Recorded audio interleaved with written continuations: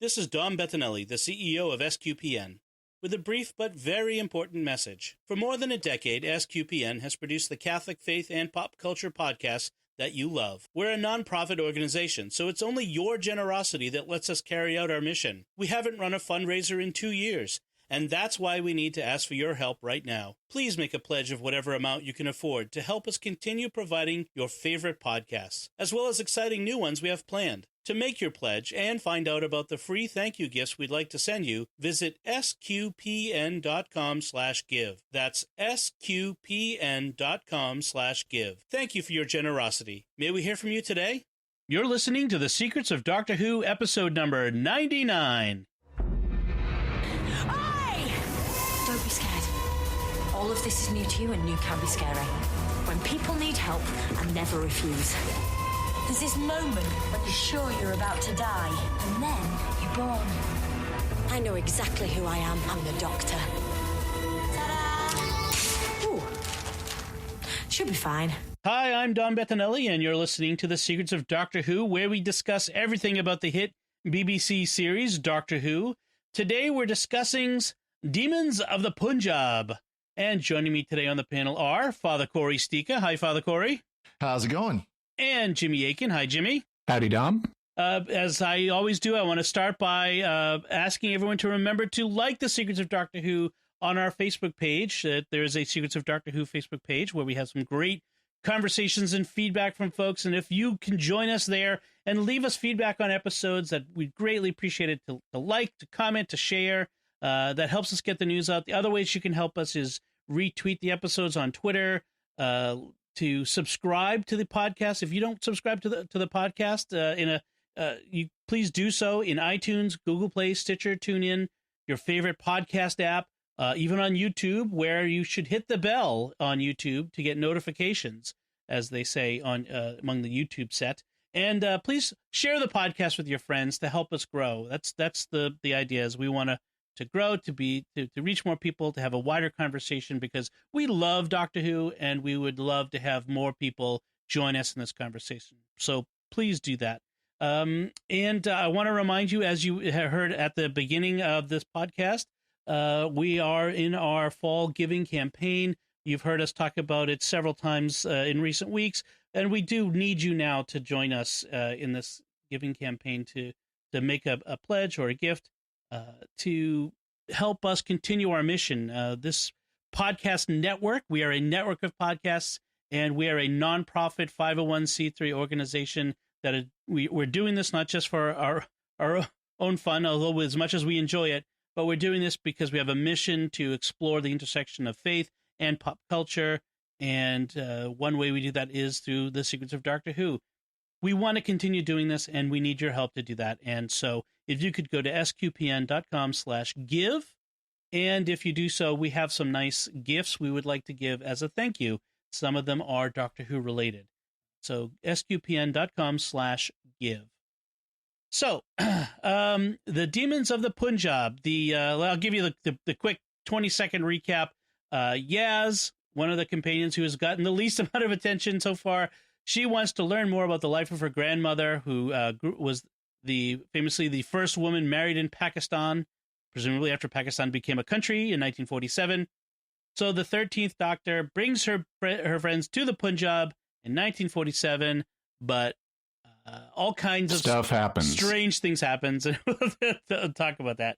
So I want to give my assessment, sort of like my one-sentence assessment up front.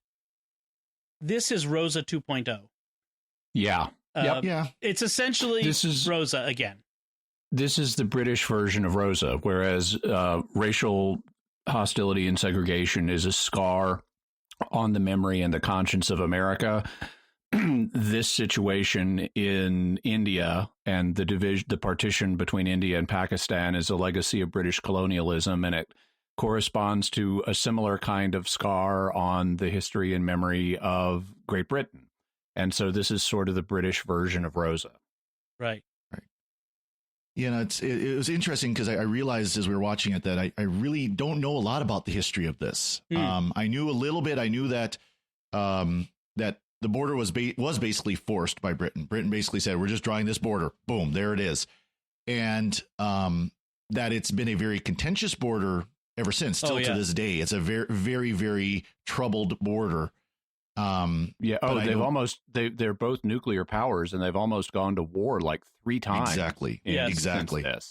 Well, I had a priest from India who was here as a parochial vicar for a year, and he's from that part of India that's right up in the northern part by Pakistan, and he's told me some of the stories of what life is like up there. You know, of course, Catholics up there do not have it easy by any stretch of the imagination, because neither side likes the Catholics. They're hated on both sides of the border. You know, so it's a very difficult. I mean, it's a very difficult part of the world to understate the issues. Obviously, the partition was to put Muslims on one side and Hindus on the other. Essentially, that was sort of the idea, right? And it would that was essentially the idea as a way of easing interethnic, tensions. Didn't work. Well, we can't see the alternative timeline where they didn't partition it. That's true. So it's hard to know which situation is better. However, it's certainly not pacified things in our timeline. I would be curious, obviously we have listeners in the UK, and I'd be curious to hear their feedback on this episode. We may also have listeners in India and Pakistan. English is widely spoken there. In fact, I happen to know that English is one of the official liturgical languages for Catholics in Pakistan. Mm-hmm. And so they're part of ICEL, the International Committee on English and Liturgy. And so we may have listeners there. I would be real curious to hear their perspective on all of this. One thing that is, and this is on, kind of the overall dramatic level, but one difference between this and Rosa is that this focuses on our characters, not on major political figures. Whereas in Rosa, we had Rosa Parks and we had a cameo by Martin Luther King. The equivalent of that would be focusing on what was happening with Mohandas Gandhi in India, because he was very much opposed to the partition. He did not want India divided, and he was very passionate about that fact. And he famously, like in that context, declared, I am a Hindu and a Muslim and a Christian and a Jew.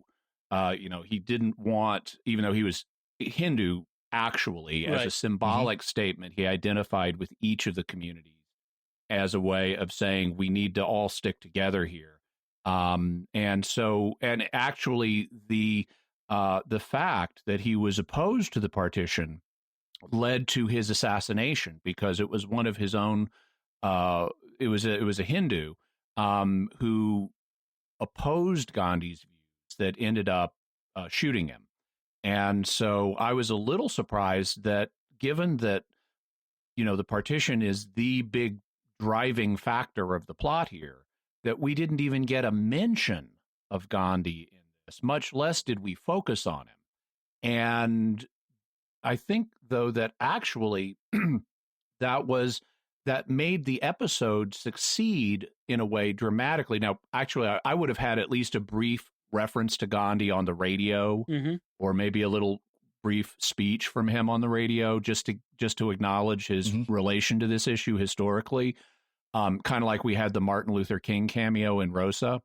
But the fact that we didn't focus on major historical figures in this episode allowed our characters to breathe and have more complex interactions, which allowed this episode, for example, to have a more nuanced portrait of the ethnic tensions here than what we got in Rosa, because here we have division within Prem's own family on the partition question, where his brother is very much in favor of it.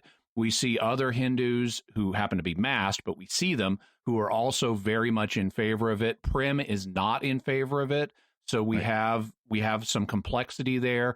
They could have gone more complex than they did, because we didn't see any Muslims who were in favor of the partition, or who were fighting back. All the Muslims we see in this are just victims. Whereas there would have been people who, it's like, our community is under threat, we need to respond somehow. And so they didn't go as complex as they could have, but they went much more complex than they did in Rosa, where every white American is bad that we meet. Right. Speaking of Gandhi not showing up, someone else who could show up, and it would be not because she's related to partition, but because a significant event happened around this time, which is Mother Teresa.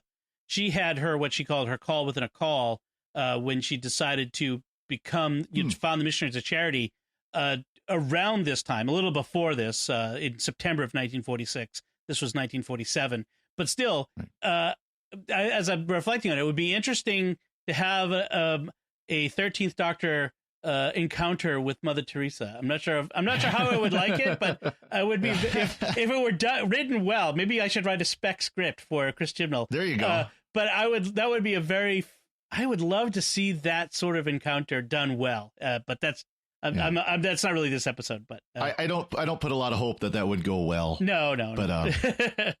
But one thing I do like about this episode is I think it showed a reality that wasn't just in India. It's something we see throughout human nature, and it's this idea of these hatreds that keep coming up, this group violence that keeps coming up.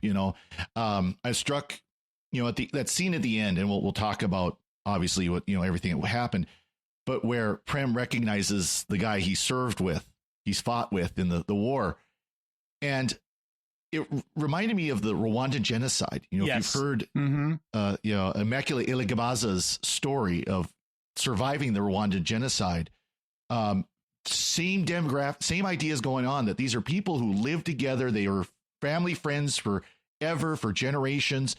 And then one day it's like a switch was thrown and they turned against each other.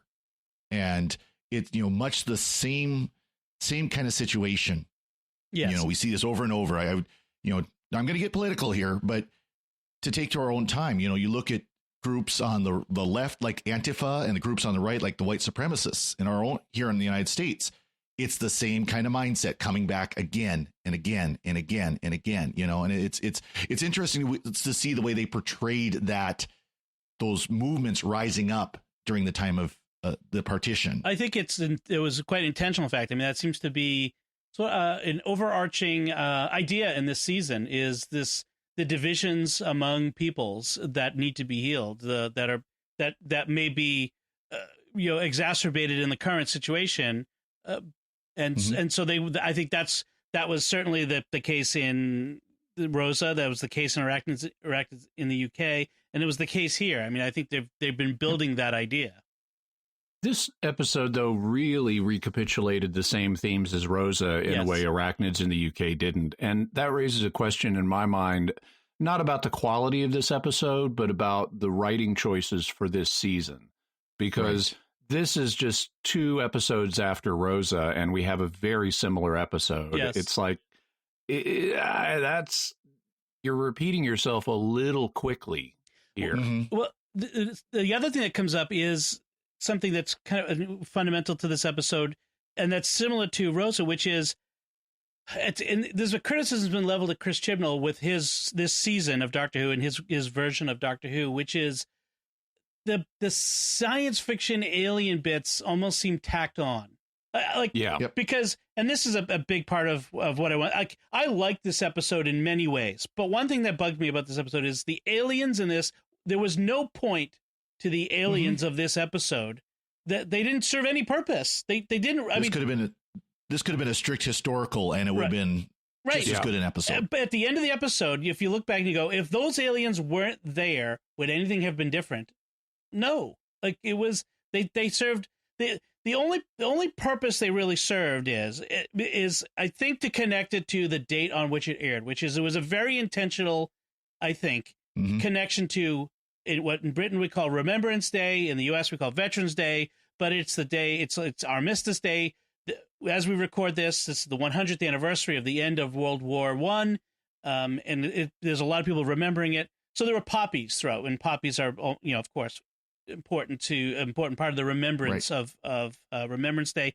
But the theme of remembrance, and especially of those who have served, and by the way, Father Corey, happy Veterans Day to you. Yeah, well, thank you very much. Yep. Thank you very much. But to remember those who have served, to remember those who have died, and I think so. They played that role, and of course, we'll talk about that a little more as we go on. But apart from that, I just didn't feel like those aliens they had a point. Yeah, and they do provide one thing plot-wise that is valuable, which is they somehow know that Prim is going to die. And they don't explain how they know that, but they know that. And that they communicate that knowledge to the Doctor, who then communicates it to the companions. And for the last 15 minutes of the episode, the companions know Prim is going to die. And that puts the companions in particular, and thereby the audience, in a position that we're not often in, where we know that something terrible is going to happen, and there's really not going to be a way to fix it. Yeah. The Doctor occasionally has encountered this, like in the Waters of Mars, and we've kind of been in situations like this, like in the serial we reviewed from the first Doctor's time, The Aztecs, where Barbara wants to like re-edit Aztec culture so that it's gentler, and the Doctor's saying that's not going to work. And in the end, the Doctor's right. But here we know something specific, that just this is a fixed point in time. Prim is going to die. We cannot change that. And we have to hide it from everybody. Well, she never actually uses that term. In fact, she kind of lays it down on, look, it's not that we can't change it, but if we did change it, you wouldn't be here. I think exactly it's a subtle but important distinction in the way that they kind of phrase, they kind of lay out the story. It's important to Yaz's personal history. That's the way the Doctor presents it. The way I'm got to look at my notes for their name. The Thajarans, yeah. The way the Thajarans present it, though, because when they're talking to the Doctor says, "Can't you change this?" And they say, "We're not gods." And then they have a bit of dialogue that, frankly, I couldn't understand because of the accent problem. Yeah. And the vocal special effects problems, because those are re-edited voices. But what I took away from it was, at least in the Thajarans' view, this is the equivalent of a fixed point in time. Right. So maybe they articulated it both ways, because you're right. The Doctor did articulate it to Yaz differently. Yeah. All right. So, but you would suppose, okay, there would be ways, if this is not a fixed point in time, you could hypothetically say, okay, they get married, they fake Prim's death, and then get him out of there. So Prim survives, but Yaz's Grand thinks he's died, and everything in her life unfolds as normal. Yeah, that's a possibility. Just kind of a quick aside. At least these aliens are a little bit more plausible than Lieutenant Saru on Discovery, where he knows death is coming. At least they've got got the time travel aspect, right? Yes, or something. Yes. Yeah. So let's get into the episode. So what we have is we start out with Yaz celebrating with her family her grandmother's birthday. Her grandmother Umbreen, who tells us she was the first woman married in Pakistan, and they didn't explain it, but I'm like, well, there probably had to have been, like, you had to know that Pakistan became a country in 1947. They don't actually lay that out for you right after. So in some ways, that's good that they don't, they expect the audience to kind of know some things. And for the British audience, that would be more common knowledge than it is here. Right. Correct. They also mentioned that she was the first Muslim to work in a mill or a textile mill in Yorkshire or something along those lines. So they kind of establishing her background. And for her birthday, the grandmother's giving out gifts.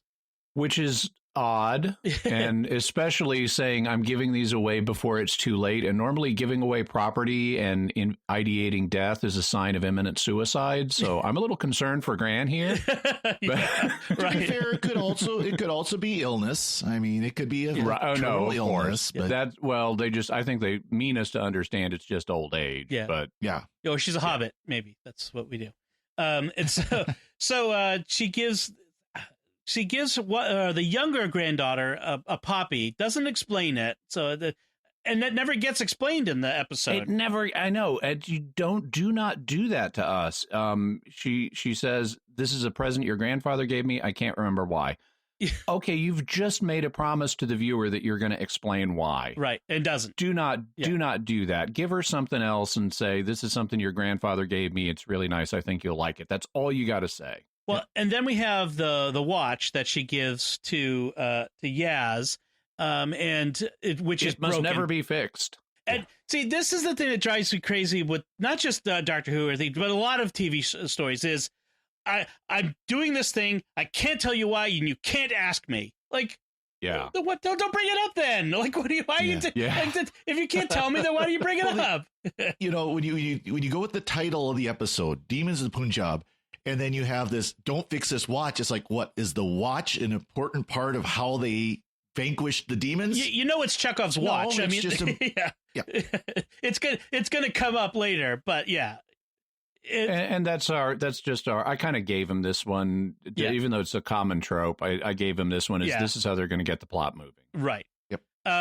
So Yaz gets it in her head that she now needs to find out what really happened with her nan and her grandfather and the significance of this and so she goes to the doctor and she wants the doctor to take her back to the Punjab when her nan was younger. Now the doctor says something here. She says it could be dangerous, and Graham says, "Oh, like we haven't seen that yet, danger yet." And then the doctor says, "I've apologized for the Death's Eye Turtle Army," is how I heard it. That's what I heard too. So I played it back like 4 times to try to get, because I don't have subtitles on what I was watching, and I'm like it's the accent thing, like and how fast Jodie Whittaker talks. She talks fast. So okay, like I mean, because with Doctor Who, it could be anything. It could be Death's Eye Turtle Army. Well, then they bring up the turtle again. I mean, there's something about, as long as there's no killer turtles or something like that. Right. So I guess that must be what it is. But gosh, it was like, we probably should mention for quite a number of American viewers. I've heard from several people. The accents are putting them off from the show, that they are not enjoying because it's so difficult to understand compared to, whether it's Capaldi's Scottish accent or, the other British accents that we've had, in the past. I mean, they had David Tennant famously not speaking his native accent. Whereas with this, the Yorkshire accent, it's tough going for non-Brits. Well, maybe for some Brits it's tough too, but for us Americans, this is tough going, and it may affect people's enjoyment of the show going forward. So anyway, I've just pulled it up with subtitles, and it is the Death Eye Turtle Army. Okay. All right. Well, maybe it's the Ninja Turtles helped out with that one. So the doctor kind of talks about the danger of going back in time, to observe your own family. And we know about that, right? Because we saw what happened when Rose went back to see her dad in Father's Day. The time pterodactyls show up and they start massacring people. So we don't. Yep. So in some ways, this sort of is a little like that. Not the same sort of thing, but it recalls that anyway. Yeah, and we've touched on the delicacy of involving yourself in your own timeline before. In fact, that's one of the big rules of time is for Time Lords is they're not to cross their own timeline, for various reasons. Right. Unless there's an emergency on Gallifrey or yeah. The thing that I love the most about this scene, though, I like the dialogue, with Graham saying, "Oh, it's not like we haven't encountered risk before." But what my favoriteest thing is when they finally convince the doctor to do this, even though she's protesting she shouldn't. She says no, and then all 3 companions say interfering. It's like awesome. They've got her sussed out. Yeah, that's right. So they pop back to India. The doctor uses she says, "Oh, the telepathic time circuits will figure out where we need to go." And then they call her on it, and she says, "Well, okay, it's really complicated," and then she gives this sort of pseudoscientific explanation. I'm like, okay, at least they're kind of trying to give some basis for the hand wavium that we're going on here to why we're letting the TARDIS take us here. And they've used the telepathic circuits before. I think it was during Capaldi they had something where Claire is like stuck her hand in the console in this little weird spot, and the TARDIS immediately took off. And... Yeah. So we've had that before, but we get a little more explanation this time.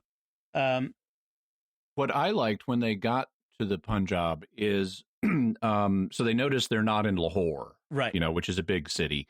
And then the doctor has this brief telepathic vision. We don't know what it is at the time, but it's later. She's telepathically sensitive to the presence of the Thajarans, and it's not pleasant for her. And that kind of gets her into this worried zone where she doesn't know what's happening, but she's really worried. And I like that. I like how worried the doctor is here and how she feels out of her depth with what's going on. That's very nice. It's such a relief after all the strutting, overconfident doctors we've had recently. So one thing I want to mention is the location shooting. I don't know where the location was that they used to shoot this, but it was beautiful outdoors. It doesn't look anything in Britain that I know of. It must be Spain. They often use Spain as a location. Yeah, and I have in my notes, I mean, I was impressed with the initial location shooting, but like later, and I noted it specifically towards the end where Prem is like striding out to meet his fate. He comes out of the barn or the house or whatever it is, and the sunlight is so bright and the colors are so vivid. And I just thought I just love the visual design of this, the way they're shooting this. It occurs to me it could also be South Africa because that's where they did Ghost Monument. So that's another possibility that they've done. So they meet Prim, and based on a hint from our friend listener Bennett Gillespie, I looked up what the word Prem means. It's a Sanskrit word for love, meaning pure, unconditional love that leads to total devotion and surrender. So, interesting choice. So based on the Star Trek Next Generation episode, The Offspring, that would make Yaz's grand Prem's lol. Yes, I suppose that would. Yeah. So the Prem is on her way to his wedding. We encounter a sadhu, which is a Hindu holy man, on the way. He's walking to go there. He's going to officiate at the wedding. Who is uncredited, by the way. And I noticed his name is Bhakti and doesn't get a credit, which is interesting. But I wonder if he's a real sadhu. Would be interesting. So we have this encounter. So Yaz meets her Gran, and then we have this weird thing where Gran's not marrying Granddad. She's marrying this other guy. Who's he? And then I like how I think it's Graham who says maybe she had a secret first husband. Right. And that, okay, little bit of family background on me. That clicked for me in a special way because it turned out one of my grandfathers was the secret first husband. Really? Yeah, I discovered just a few years ago, I have a secret uncle I had not known anything about. Because one of my grandfathers had an initial family before he married my grandmother, and that family had offspring, and I've since made contact with them.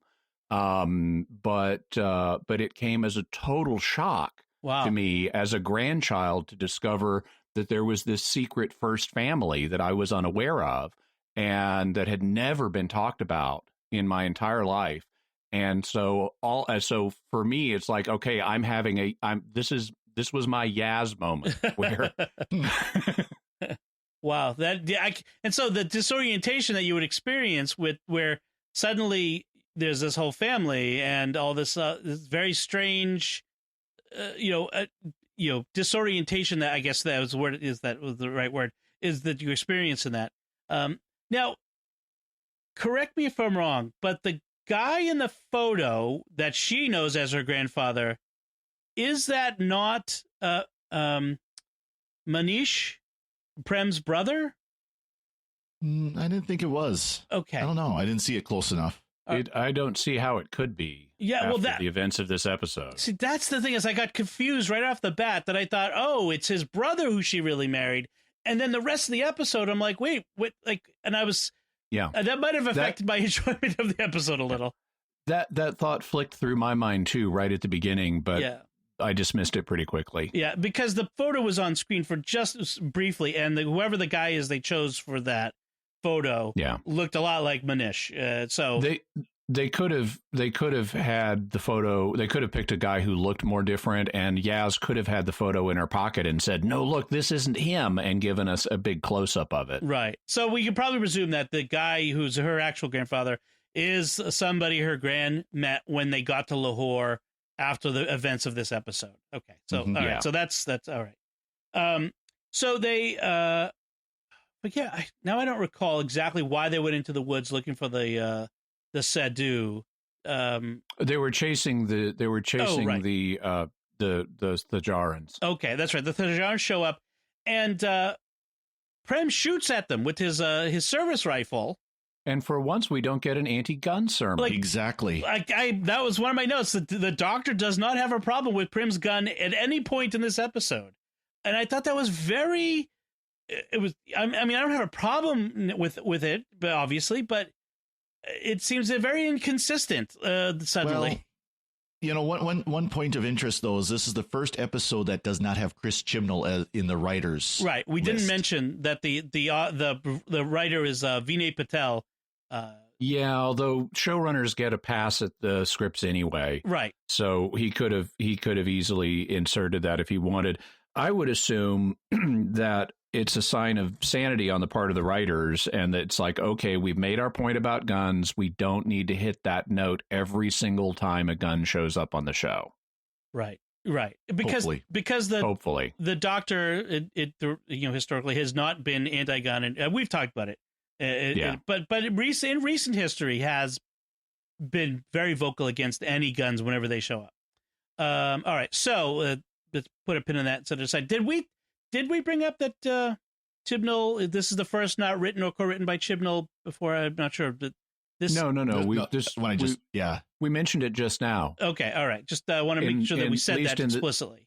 At least in the timeline that Father Corey and I occupy. I must be. Yeah, exactly. I must have gone through a wormhole right there for a second. Just don't send a probe back. Yes, yeah, exactly. Hey, listen to Secrets of Star Trek. You understand why we're talking about that. They've encountered the Thajarans that we think, okay, these must be the demons of the Punjab. Ha ha ha! It's classic misdirection, of course. We find out that they are the Thajaran Hive, the deadliest assassins in the known universe. Not just any assassins. They're the deadliest assassins in the known universe. I had a little Stephen Moffat flashback there. Yeah, it's got to be the biggest. And if they really were the biggest, she would know more about them than she does. Well, and apparently her information is quite a lot out of date because they're no longer in the business of assassination. Well, so, they kind of did the this is another ancient race that predates like all of everything and all that. Exactly. I liked how their faces looked like bat faces with spider eyes and tusks. Yes, though that I had the design of the Thajarans I liked that. In fact, so far between them and Tim Shaw, the creature design has been pretty impressive this season. I have to say that. Yeah, although I don't like the spiky, droopy things they have as their shoulder pads. It reminds me just a little bit of the Star Trek Discovery Klingons. That's what I was just saying. They're taking the same design cues as Star Trek Discovery. Yes. So we have this. I don't want to go through everything, but there's a lot of back and forth. At one point, I think it's Graham who says to Ryan. Or was it to Ryan or to Prem? I don't know whether any of us know the real truth of our lives because we're too busy on the inside living it. He's talking to Yaz. Oh, yes. Okay. It's when they're sitting outside. And she's discouraged because she doesn't know the family history that she thought she did. Right. So I like this line. This is a very good moment, and it's a very interesting perspective. So I don't want to go past it too quick. I don't know whether any of us know the real truth of our lives because we're too busy on the inside living it. Live this moment and figure it out later. And I like that. because I think there's that temptation, and I think TV and movies kind of encourage us to that temptation to kind of think about the awesome significance of our moments in our lives and what does it all mean, and especially when you're younger, you worry about that. I think sometimes, hey, just live your life, live it well. I really like how, once again, Graham comes off really nice in this episode. Yes. I like the fact that when Bhakti has been killed and they find his body and they're puzzling over what it means and what they need to do next, Graham is the one who says this fella needs to be laid to rest. Yes. Mm-hmm. And then he has the nice conversation with Yaz. He has nice conversations with Prem's brother and with Ryan, and he's really kind of among the companions, he's kind of coming across as the most mature companion and as the central companion. Yeah. Yeah. He's not the flashiest necessarily. He's not the one. We've actually had more focus on Ryan and on Yaz than we have on Graham, but he's kind of the sensible center that kind of functions to keep things moving other than among the companions when the doctor's not around. Well, it's interesting that the development, because I remember when we were talking about the first episode, we weren't a big fan of Graham. Yeah. No. He seemed very flat in one note and kind of a coward. Standoffish. And they really developed him incredibly throughout these episodes. I mean, he's the one character I think that they've developed the most out of all of them. He reminds me a lot of Donna Noble's grandfather, Wilfred, who was only a companion very briefly and very significantly caused the regeneration of the 10th Doctor. But in that sense of he's a mature center. I like that. I mean, Graham is probably the most mature, not flaky companion we've had in a long time. Yeah, I mean, we've had a lot of young women who kind of run around and Doctor's my boyfriend, and I mean, I love Clara and I love Amy, and I mean, but I love Wilfred and Graham both have had a presence that none of the others have had, and I'd love to see an older grandmotherly type. That would be fun and interesting as well. It would, one thing that Graham has. Okay, so Graham is actually more mature than the Doctor is. Yes. Yeah. The Doctor is more flighty and scatterbrained. Graham is more sensible, and Graham is even more sensible than Wilfred, because Wilfred had this Doctor worship thing going on where. To him, David Tennant's Doctor was, just the most wonderful man, fall all over myself thing. Yeah.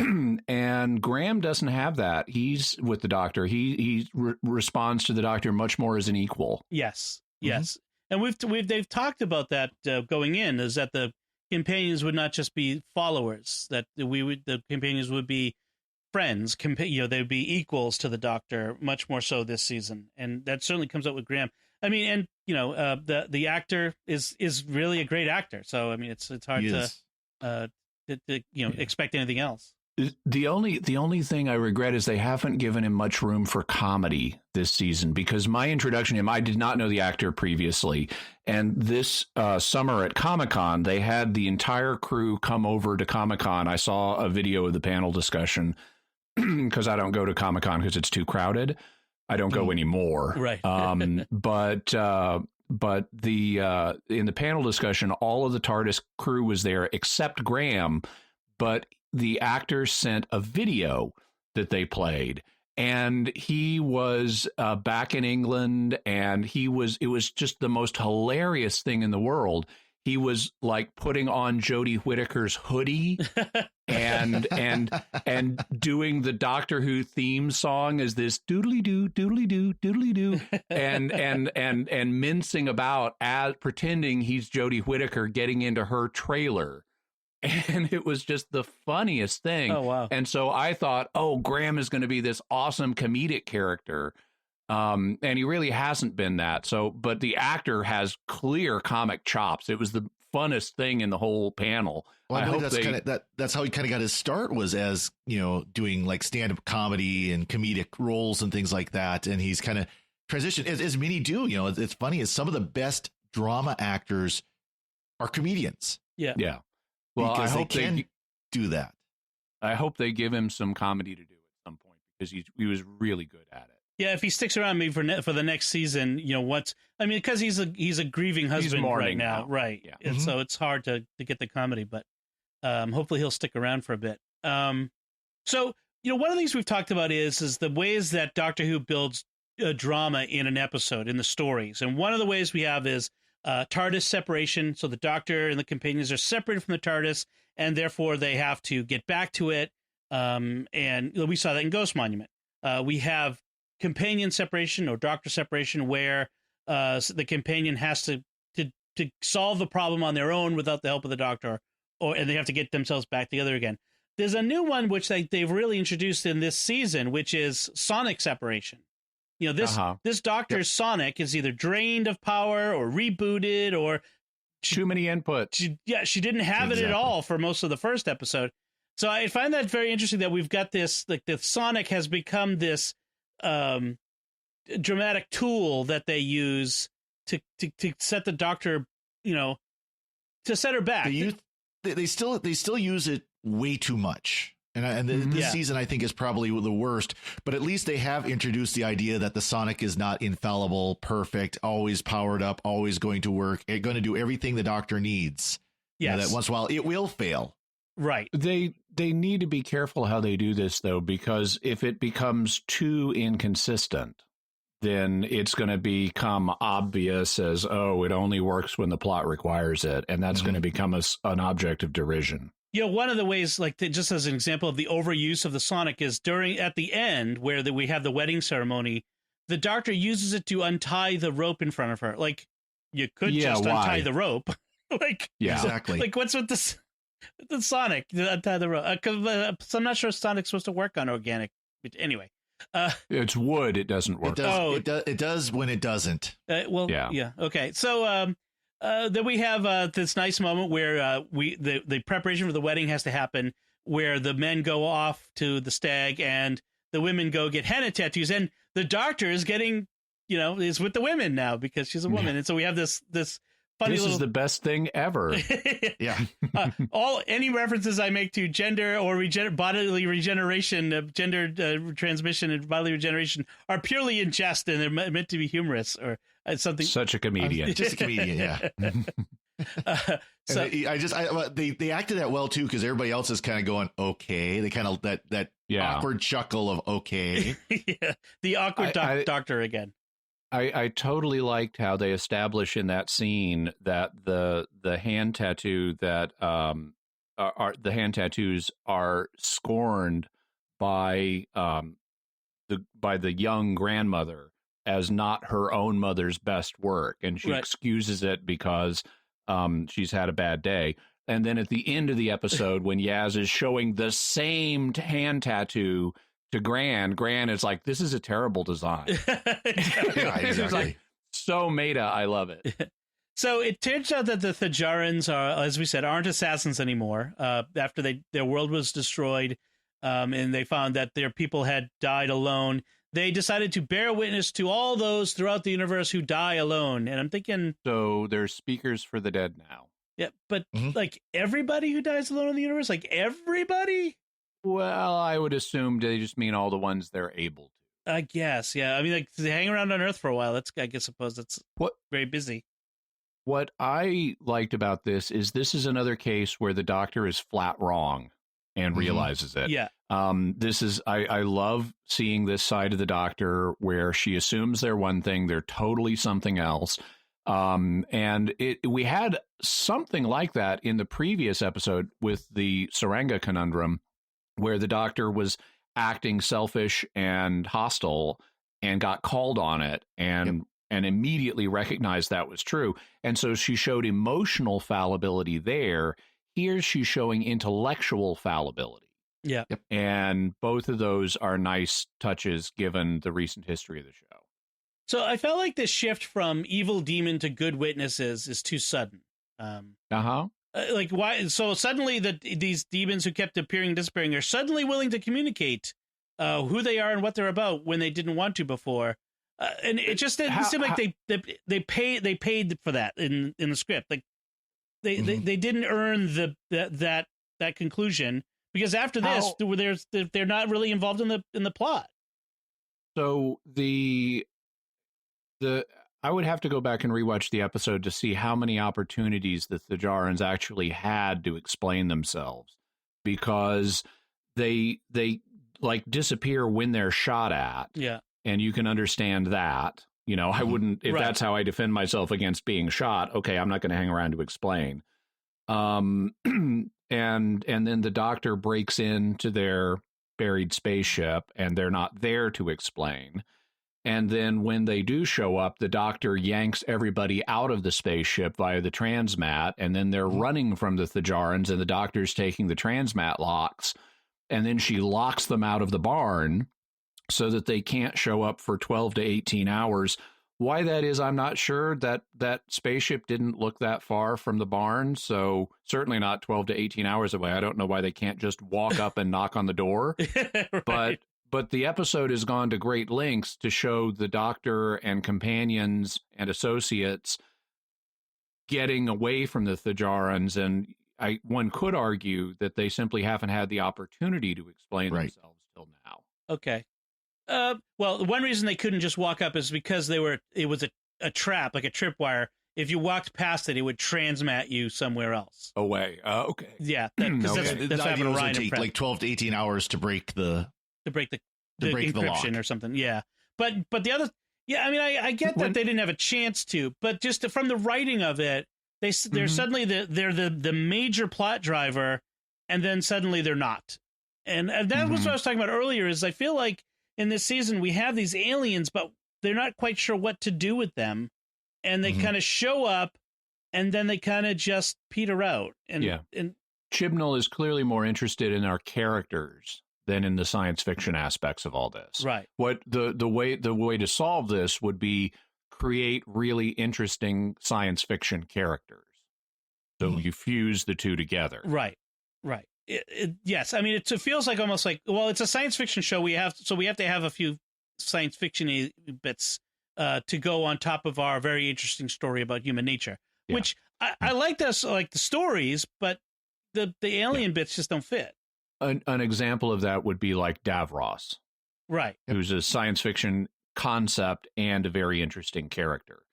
And here, you know, we have the Thajarans as concepts, but we know nothing about their personalities individually. Right. They're just ciphers, personality wise. By the way, I did want to compliment when they finally do crack the transmat locks and jump in and grab the doctor. That's an extremely effective abduction. Yeah. The way the special effect works for that, and suddenly the doctor's gone. And that's one of the more effective cases of doctor-companion separation I've seen. And it wasn't produced by the stupid, you go this way, I'll go that way routine. Yeah. It's like the doctor is yanked away from the companions in a very scary way. Right. Exactly. So another nice moment is the conversation with Prim that Graham and Ryan have, where they say there's nothing worse than when normal people lose their minds, people who've lived together, and then they're told their differences are important, like they've learned nothing from the war. I'm like, wow. I mean, that right there might be the thesis for this show, is this idea of, you know, when normal people lose their minds and hate the person who they've lived next to and worked beside their entire lives and for generations. And this is the point where I saw the familiarity both with the Rwandan genocide, but also with issues in our country today, where people spend more hatred and energy on, well, you're different because, and you need to give me this because, and it's all division. We're finding what divides us versus what unites us. Right.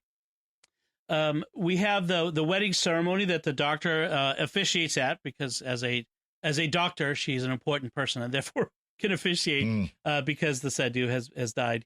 And it says she says something in it. She says, love is a form of hope, and like hope, love abides in the face of everything. And I think, yeah. Well, so the theologian in me was picking that apart. Oh yeah, same here. Obviously, she's not talking about the theological virtues of faith, hope, and love. But there are echoes there. And I would love to tease that apart a bit. I mean, there are echoes of 1 Corinthians 13 in that. And she even says this is part of her faith. Now, where you can, so let's back up for just a second to set the context for that, because she's been asked to officiate at this wedding because Bhakti is dead, but she, as a doctor, is a respected woman. So her participation in the wedding would lend it dignity. And she says, "Oh, I haven't done a wedding since Einstein's." Right. And his or her parents opposed as well, which actually I believe is true. Einstein's first marriage was kind of bumpy. But then when then the doctor adds, as long as it's non-denominational. And so she's not going to either do a straight Hindu wedding or a straight Muslim wedding. She's not going to go into that. So fine. She's not a Hindu or a Muslim. I wouldn't expect her to. But then we have this reference to her faith in this context. And even though you could interpret this as a kind of secular faith, it's also open to the possibility that maybe there's something more than that. Maybe the doctor does have a kind of religious faith, not of a religion from earth, of course, but some kind of religious faith. Yep. And I mean, I don't want to spend too much time. You know, I want to keep the show within a certain limit here, but there is something for me to this, you know, love abides and love and hope are related, certainly. And from a Christian point of view, St. Paul says the three virtues are faith, hope, and love. And the greatest of these is love. So they're interrelated. And in this context, and we do have all three of those terms on the table: faith, hope, and love in this scene. Right. And by these two people committing to each other in love in the midst of division and separation and hatred, it lends hope for the future. And that's and then we go Stephen Moffat-y, because that makes them the strongest people on the planet, maybe the universe. Right. Can't just be, a nice couple who are in love. Yeah, makes you strong. Right. And then we have it made clear here that the demons of the Punjab are not the aliens who have shown up, but are the demons of racism and hatred. I mean, that's sort of laid out for us here. They collect I'm not sure what it is, the DNA of the memories of Prem after he's killed, to add it to their memorial DNA database. Well, which to me, and maybe this came up because of Remembrance Day and the anniversary of World War I. But to me, it felt like the Tomb of the Unknown Soldier. I mean, they're remembering the dead who have been forgotten or who died unattended. And it's a bit like they've created a giant universal Tomb of the Unknown. Yeah. So this is where we get to, and I think most of this episode is absolutely fine. I really liked aspects of it, but conceptually, here's where it started to fall apart for me. These guys are supposed to be witnesses for the unwitnessed dead. And so I was expecting Prem to be killed in such a way that he died alone. Right. And that is not what happens here. No. Instead, he's apparently shot by a former colleague of his who's sitting on horseback amid a group of horsemen with his own brother there. So in what way is his death unwitnessed? That doesn't make any sense to me. Unless he doesn't die instantly. They ride away and he's left to die alone. Well, but they don't show us that. Exactly. They need to show us that if that's what they're going to do. And the aliens send the doctor and the companions away so that Prem is alone. Like, well, maybe he wouldn't be alone if we were here. Yeah. I was going to mention that. And then it's not clear to me why they kill Prem. Now, there's a little bit of dialogue here that I couldn't quite figure out because of the accents, but it didn't seem to me the death was clearly set up, because what his brother says is they've come to check their land to see if there's anybody who doesn't belong. Right. And at this point, even though he's just married a Muslim woman, Prem belongs. And if it would make sense for his brother to like try to talk him out of this union or something like that. It is not clear to me that why one of these guys would just shoot him in this execution style. They haven't laid the foundation for that in dialogue. I thought they might do it with by introducing the concept of satyagraha, which is a kind of nonviolent passive resistance that Gandhi popularized, and where in the face of violence you do not resist. And so I thought we were going to have an escalation of tension between the parties, and Prim was going to say something like, you can kill me if you want, but I am not renouncing this woman, and I'm not renouncing my land. Right. Mm-hmm. And the only way you're gonna do this is by killing me. But they didn't do that. And so I don't understand why they would kill Prim in this situation, right, as opposed to humiliating him or just leaving or beating him up or I don't know what. Well, and it's what I kind of figured was the idea that his wife and mother-in-law had gotten away. Right. But they, again, like you said, they don't say it. Would have been so easy for them just to add the one line, "Where is she?" And then have that happen. And then kill him because he won't say. Right. Exactly. Right. Yeah. For him to die in that circumstance, they don't. Well, just like several things in this episode. There's so much I like, but several things they just don't close the loop on it. They don't. Mm-hmm. They don't pay for it in a way. So yeah, they don't pay their dues. Exactly. That's what I'm trying to say. So we get this final scene where Yaz is now with her nan in the present day, Umbreen, and I'm left with another question, which is does Umbreen remember Yaz? I mean, there's sort of this, for me, there felt like this implication that maybe Umbreen remembered Yaz, and that's even really in the beginning of this episode, she knew who she was or something. I didn't get that. I think there may be a twinge there of like a subconscious memory. Yeah. But right. I don't think it's a conscious one, because if it were conscious, she would not have said at the end, "Do you want to know the story of the watch?" And then Yaz says, "Maybe another time." Right. That's true. Yeah. It was very, again, it was another one of those open loops that I felt like needed to be more definitive. And then we get the closing, and for the second time this season, instead of the usual Doctor Who closing music, we have this Indian music over which I think might be, I couldn't tell. Was it an Indian version, a subcontinent version of the Doctor Who theme? I couldn't tell. I didn't get that. Yeah. I thought it was an independent composition. Okay, so there was definitely not the theme music in any case. So it was themed to the subject matter, and that's how we ended out there. So overall, it was, I mean, there's, like I said at the top, there's much I liked about this. There's some stuff I didn't like, and it felt like a Rosa 2.0 to me. That's my. And it's too soon. I mean, I like the fact they're getting into Yaz's background because it's building out her character more. They needed to do that. But doing it this way, it's like this shouldn't be living so close to Rosa. Right. Okay. Good. So we do have a little bit of feedback I wanted to get to from our Facebook page at the Secrets of Doctor Who Facebook page on the Saranga Conundrum, which was last week's episode. Rick Angelini says, I think that is an issue with the pacing of the shows this season. He says, the Ghost Monument moved far too slowly. Arachnids and Saranga Conundrum moved very quickly with rapid-fire dialogue. Key elements of the plot are lost in the fast pace, particularly the dialogue, and I always watch with subtitles on. I'm having a terrible time with the accents this season. I really don't catch the full story until I watch the episode a second time. Thank goodness for the DVR. So we mentioned that earlier, the problem with the accents. Mm-hmm.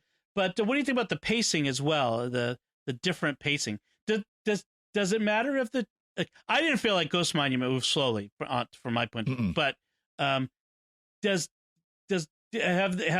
you feel like any of the episodes move too slowly or too fast? Well, that's kind of always been a problem with New Who, because they've limited themselves to the 45-minute format. Right. Now 50.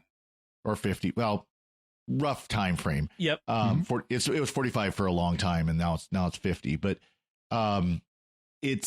they've had to pack too much into too many stories. Where they take these stories and they have to kind of compress them a little bit. It's like the exact opposite that Classic Who had, where, we've got this much more of the story to tell. Well, let's throw a few chase scenes in so that we can then, extend it for another episode or two. You mean like War Games? Hamburger Helper. Yeah. But like War Games for the Second Doctor, which was like 10 episodes. So, I mean, I think it's just a symptom of the format that they have chosen for New Who in general. And this season, we just might be noticing it a bit more. Okay. This season. So, and then Heather Comstock sends a message. She says, I thought this was a great episode, Saranga Conundrum. It was a refreshing romp after 2 somewhat uneven episodes. I liked how they were in overload of things to solve and the fast pace. So she liked the fast pace. I felt like I got to know the characters enough to care about them and their fates, and I fall squarely in the pro-Pating camp, a bit like having a hungry, destructive toddler running amok. As always, I know what you mean. I had a Destructo who was a toddler. As always, I enjoyed hearing your analysis of the episode. Actually, the Pating is a lot like my son Anthony when he was a toddler. Yeah. So Heather liked the pace, and toddlers will put anything in their mouth, and drain the energy from it. Exactly, especially their parents. So Heather liked the pacing. So it's interesting, two different perspectives on that, the different pacings. One thing I want to mention, do you have, I'm sorry, instead of Jimmy, did you have anything to say on Heather's comment? No, not in particular. I thought it was very perceptive. Thank you. Thank you, Heather and Rick. And one last thing, I saw a news article that claimed that the ratings for Doctor Who are plummeting after the initial premiere episode, and it's Doctor Who's in danger. No, actually, the ratings are very good. Yeah, in fact, the ratings that they were citing were very different from the ones that I'm seeing. I don't know where they're getting their numbers from. Now, there has been a drop-off from the premiere. The premiere had 10.9 million UK viewers. Saranga had 7.76 million. So a little drop off. And that's normal in a TV series. Yep. Normally the premiere, with all the advanced publicity it gets, is higher than the episodes that immediately follow it. Well, right. And the numbers that I've been seeing, they'll have the overnight numbers, meaning the people who watched it the night of or DVR'd it. Yep. And then they'll have like the 7-day numbers, and that will a lot of times include the online viewership as well. Those who went to BBC's website and watched it there, or watched it through Amazon, like Jimmy does, or something like that. But this doesn't count. But again, it's 7 days, so someone could watch this episode, say, in a week, and it's not going to count. Right. So the numbers, and I've been following this guy on YouTube. I don't recall his name off the top of my head, but I may mention it in a future episode, who actually does a weekly analysis of the ratings numbers, and he compares them to prior seasons. And actually, Jodie Whittaker's numbers, or the Jodie Whittaker era numbers, are much better than what we've had. They blow the Peter Capaldi era away. We haven't seen numbers this good in quite a number of years. Since his first season. She's, in fact, Saranga, which is the lowest rated from so far this season, surpasses everything but the premiere episode of Capaldi's first season. So, well, and if they're looking at the overnight viewership, in our the way people watch TV today, at least Gen X and millennials, at least, is we watch it recorded, we watch it streaming, we watch it. These aren't just the overnight. Days later. We don't sit down and watch it as it's being broadcast a lot anymore. No, they don't. In fact, actually, they don't.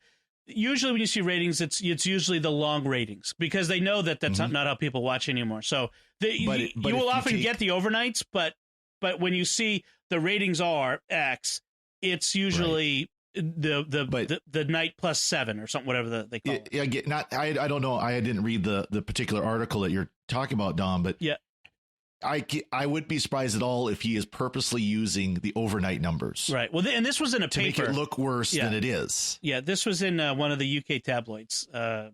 The Sun, I think it was. Oh, well, UK tabloids, those are always reliable and not unfairly biased. Exactly. To generate drama. Right. So, so that's it for feedback and other bits of interesting. So next week, to kind of jump ahead here, we're going to be celebrating our 100th episode of The Secrets of Doctor Kerblam. Who. With Kerblam, which I think is appropriate. It's like we're shooting off fireworks to celebrate. So that'll be sure to be lots of fun to join us. I don't have anything special planned, folks. We have a new episode of Doctor Who to talk about. What else can you do to celebrate? So we may come up with something. Yes, we'll have cake. So that's it from us. So you tell us, what did you think of Demons of the Punjab and what we had to say about it? And you can let us know by going to sqpn.com or to the Secrets of Doctor Who Facebook page and leave us some feedback on the show where it's posted there, or send us an email to drwho@sqpn.com. And you can find links to our personal social media and websites on our show notes at sqpn.com. And like Jimmy said, we'll be back next time when we'll be discussing Kerblam. That's the title, folks. Kerblam. Until then, Jimmy Aiken, thank you for joining me in sharing the Secrets of Doctor Who. My pleasure, Dom. Father Corey Stika, thank you as well. Glad to be here, and thank you, Dom. Thank you. And once again, I'm Dom Bettinelli. Thank you for listening to the Secrets of Doctor Who on StarQuest. And remember, what's the point of having a mate with a time machine if you can't nip back and see your gran? Right. This is going to be fun. This is Dom Bettinelli again. We hope you've enjoyed this podcast and that you'll help us keep producing the podcast you love. Thank you for your generosity. To make your pledge and find out about the free thank you gifts we'd like to send you, visit sqpn.com/give. That's sqpn.com/give.